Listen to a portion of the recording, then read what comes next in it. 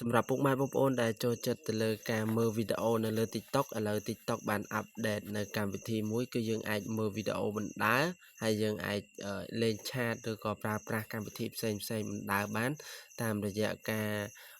ប្រើប្រាស់មុខងារមួយនៅក្នុងកម្មវិធី TikTok ផ្ទាល់តែម្ដងអូខេគោរពជំរាបសួរក៏ដូចជាសួស្តីទៅកាន់ពុកម៉ែបងប្អូនទាំងអស់គ្នាត្រឡប់មកជួបជាមួយនឹងខ្ញុំបាទពត្រីបន្តទៀតជាមួយនឹង PPY Channel របស់ខ្ញុំបាទផងដែរវីដេអូមួយនេះខ្ញុំនឹងចែករំលែកពុកម៉ែបងប្អូនជាមួយនឹងរបៀបនៃការដាក់ឲ្យយើងមើលវីដេអូ TikTok បណ្ដើរហើយយើងប្រើប្រាស់មុខងារផ្សេងបណ្ដើរនៅក្នុងកម្មវិធី TikTok ផ្ទាល់តែម្ដងខ្ញុំនឹងបង្ហាញដល់អ្នកទាំងអស់គ្នានៅក្នុងវីដេអូមួយនេះអូខេជំហានដំបូងគឺយើងត្រូវចូលទៅក្នុងកម្មវិធី TikTok សិននៅពេលដែលយើងប្រើប្រាស់ទៅលើកម្មវិធី TikTok ហ្នឹងវាលោតធម្មតាគឺវាទូទៅបែបនេះអញ្ចឹងនៅពេលដែលយើងចេញពីកម្មវិធីហ្នឹងទៅគឺវានឹងបិទ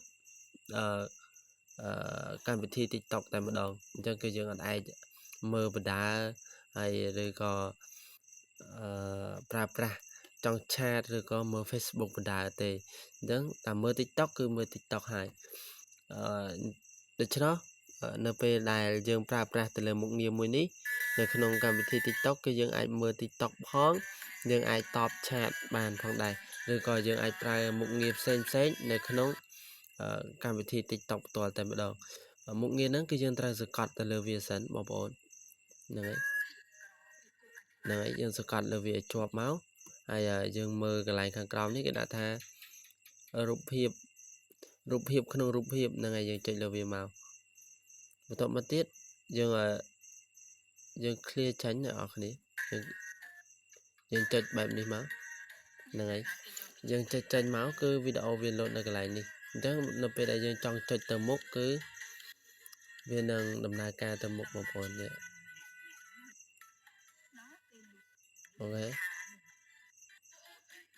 ហ្នឹងហើយនេះគឺជាវីដេអូនៅក្នុង TikTok ហើយនៅពេលដែលយើងចង់តបឆាតឬក៏មើល Facebook អីទៅគឺយើងអាចមើលបានធម្មតានៅក្នុងកម្មវិធីផ្សេងចំណុចមួយនេះគឺខ្ញុំចង់បង្ហាញដល់អ្នកនរគ្នានៅក្នុងវីដេអូមួយនេះបើសិនជាបងប្អូនយើងត្រូវការមើល TikTok ផងតបឆាតផងឬក៏មើល TikTok ផងប្រើប្រាស់កម្មវិធីផ្សេងនៅក្នុងទូរស័ព្ទដៃបងប្អូនទាំងអស់គ្នាគឺត្រូវប្រើបែបនេះហ្នឹងហើយសម្រាប់ Android ក៏ដំណើរការដូចគ្នាដែរនិយាយរួមទៅគឺឲ្យតែគ្នាយើងប្រើប្រាស់ទៅលើ app TikTok ហ្នឹងគឺមានមុខងារនឹងដូចគ្នាទាំងអស់ប៉ុន្តែរបៀបប្រើវាអាចនឹងខុសគ្នាបន្តិចបន្តួចសម្រាប់បងប្អូនយើងដែលប្រើប្រាស់